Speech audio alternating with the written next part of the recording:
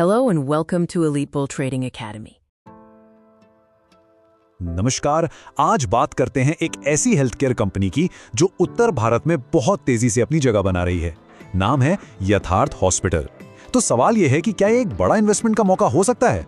चलिए आज हम यथार्थ हॉस्पिटल की पूरी ग्रोथ स्टोरी को परत दर परत समझते हैं और ये भी जानेंगे कि आखिर क्यों कुछ एक्सपर्ट्स इस पर इतना बड़ा दांव लगा रहे हैं। तो चलिए सीधे सबसे बड़ी खबर से शुरू करते हैं। देखिए, एक्सपर्ट्स ने जब इस कंपनी पर अपनी रिपोर्ट शुरू की तो सीधे सीधे बाय की रेटिंग दी है, मतलब खरीदने की सलाह, और टारगेट प्राइस रखा है 920 रुपए का। ये किसी भी कंपनी के लिए एक जबरदस्त कॉन्फिडेंस का सिग्नल है। तो सवाल यही उठता है कि भाई इतना भरोसा आ कहां से रहा है?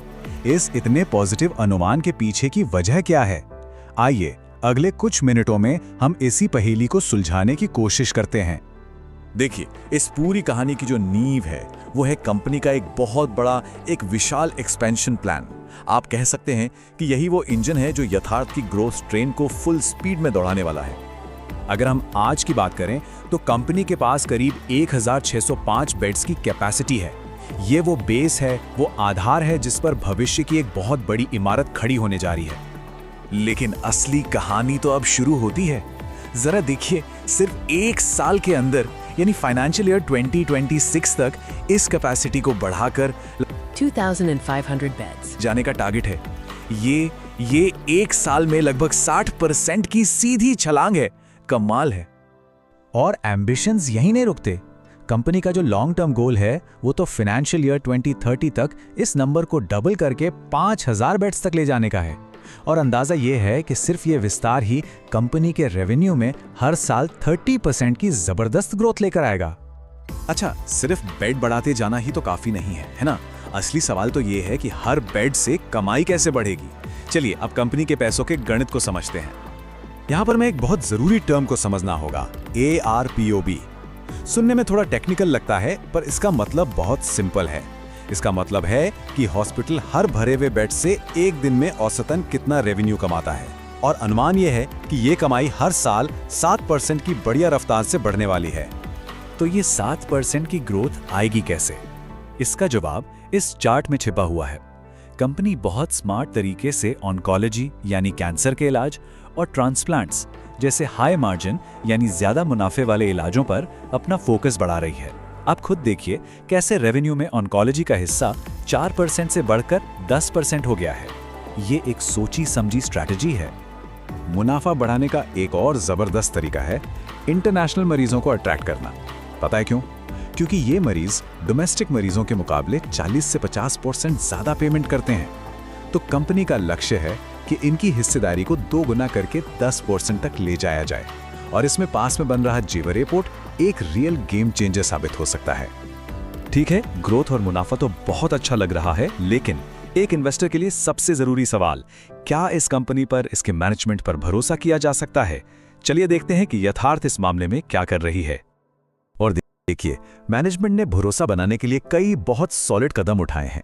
BDO और डिलॉयट जैसे दुनिया के बड़े नामों को अपना ऑडिटर बनाया ताकि हिसाब किताब में पूरी ट्रांसपेरेंसी रहे।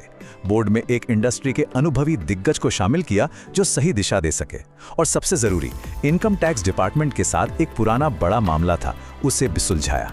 ये सारे कदम इन्वेस्टर्स के मन से रिस्क का डर कम करते हैं।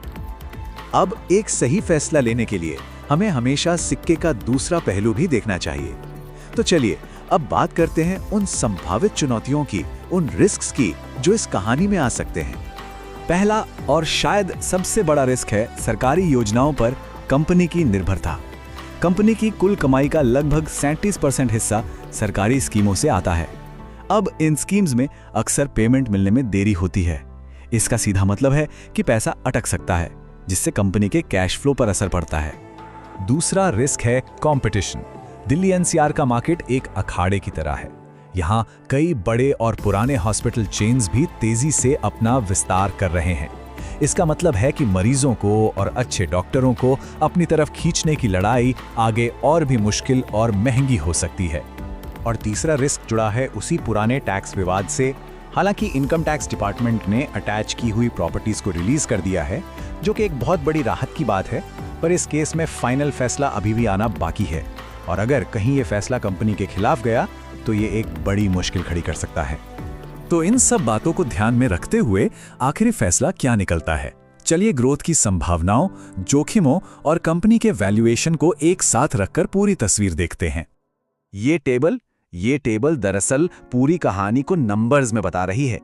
आप देखिए, अगले कुछ सालों के लिए रेवेन्यू, EBITDA और प्रॉफिट तीनों में लगभग 30% के आसपास की सालाना ग्रोथ का अनुमान है।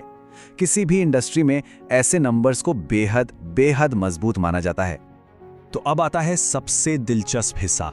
इतनी जबरदस्त ग्रोथ की उम्मीद के बावजूद ये स्टॉक अपने सेक्टर की दूसरी कंपनियों के मुकाबले करीब 20% के डिस्काउंट पर ट्रेड कर रहा है। अब ये डिस्काउंट क्यों है?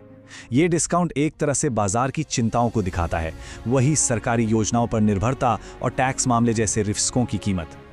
तो आखिर में सवाल आकर यहीं रुकता है। एक तरफ है कंपनी के आसमान छूने वाले प्लान्स और दूसरी तरफ है जमीनी हकीकत के रिस्क्स। क्या यथार्थ हॉस्पिटल इन चुनौतियों से पार पाकर अपने इन्वेस्टर्स के लिए एक बड़ी सफलता की कहानी लिख पाएगा? यही वो $1 मिलियन सवाल है जिस पर पूरे बाजार की नजर बनी रहेगी। So friend, if you watched this video till now and you liked this, then do make sure subscribe to this channel for future videos and share to your friends.